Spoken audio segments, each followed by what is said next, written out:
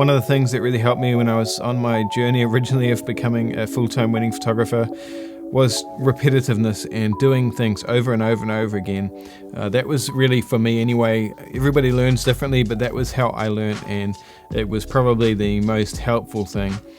Was just doing the same thing over and over and over again until you get it down pat and you sort of got a routine that you can run through. And then once you've got that base, you can sort of start expanding your skill set more, trying new things, getting more artistic. And in today's video, I just wanted to run through another engagement shoot with you guys. So again, this is with my Sony A9 Mark II, and every photo is worth the 24mm 1.4 G Master.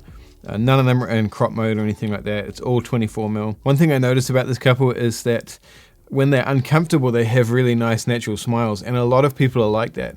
A lot of people don't like photos. A lot of people don't feel natural in front of the camera, but a lot of humans tend to smile and laugh when they feel awkward or uncomfortable, and there's nothing wrong with that at all. In fact, I tend to play on that a little bit. You know, the first thing I'll do before we even get to anywhere is just whip the camera out and take some photos of them, and you can see Tessa cracking up laughing, and they both just had really nice natural smiles. So it's really just playing on the idea of making them uncomfortable and making them awkward and calling out the situation, not just pretending it's not awkward, and that tends to make people laugh a lot as well. So the first few photos are just really walking to the first spot where I wanted to take some kind of posed photos, but I'm really just walking ahead of them and trying to get some photos of them interacting with each other.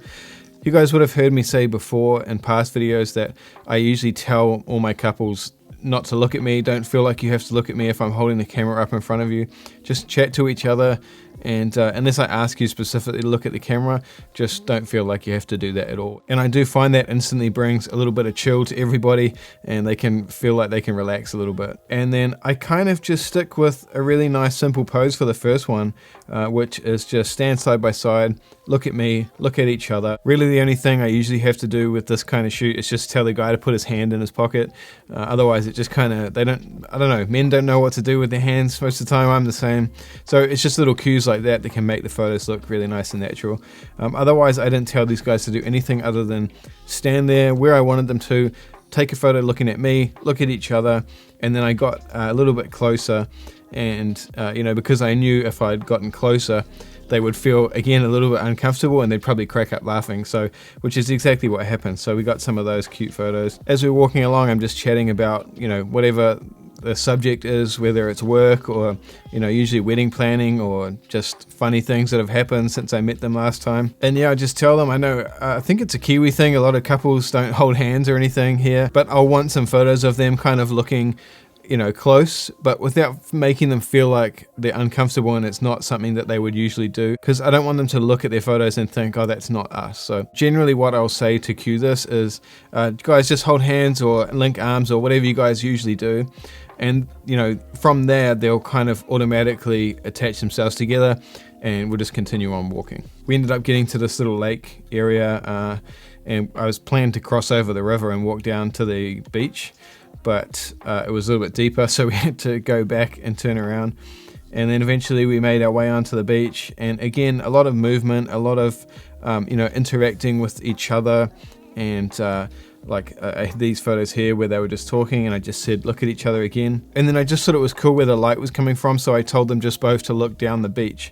And you know, I mean, it's kind of a posed photo I guess, but it's just something a little bit different, a little bit of different angle. So after that series of photos, I just hang back and I told them to carry on walking ahead, and I got a photo of them just walking off into the sunset, as well as some close-up photos with a little bit of movement from the feet, just showing, you know, a bit of action of where we're going and what's going on. But something I've been doing for a long time and I find gets really natural photos and makes people laugh, and it's just a good time, and it's also a good experience for them, something they're going to remember. The tide was right out, which I usually try and plan engagement shoots around sunset when the tide is out at the specific beach if we're going to a beach.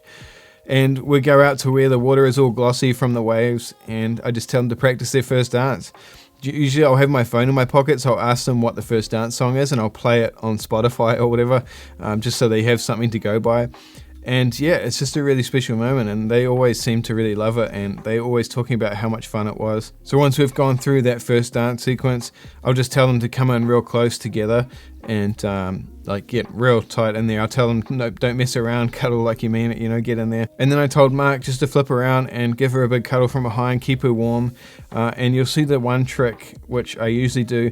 I think these guys did it naturally, but a lot of couples don't, because, you know, they're not at home and they're not going to cuddle like they usually would. So one thing I'll do, especially if one of them is a little bit taller, I will get them to stand behind and put one arm over the top and then one arm under, and then get whoever's in front just to hold on to their arms, and it just brings the whole thing in nice and close.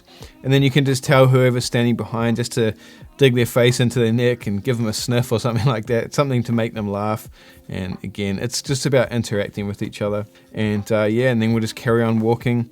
And that was pretty much it. We just walked back to the car park, and I put the camera down after we got off the beach, and we just had a chat and got to know each other a little bit more, which for me is one of the big things about engagement shoots, is really getting to know my clients a little bit more. So like I said, all of these photos were with the 24mm 1.4 G Master and the A9 Mark II, but if I'm being honest, they would pretty much look the same on any Sony full frame with the 24mm, even the Fuji 16mm 1.4 and any of those bodies. I've shot those side by side. If you guys have seen my previous videos, I think the end results would be pretty similar. The other reason I really only take one lens and one camera with me is just because I don't want to look like a photographer. I want to look like I'm one of their friends and we're just going for a walk, because I find that, you know, if I'm wearing my dual camera strap and I've got two cameras on me and you know, a bag or something, it just adds a little bit more pressure somehow, because, you know, if we walk past some people, it's really obvious that we're on a photo shoot. Whereas if we're all kind of dressed the same and, you know, I just have a camera, we're just mates going for a walk, and I find it also just helps relax them a little bit more. So I hope you guys enjoyed this video. Let me know what you want to see next, and I'll see you in the next video in a couple of days.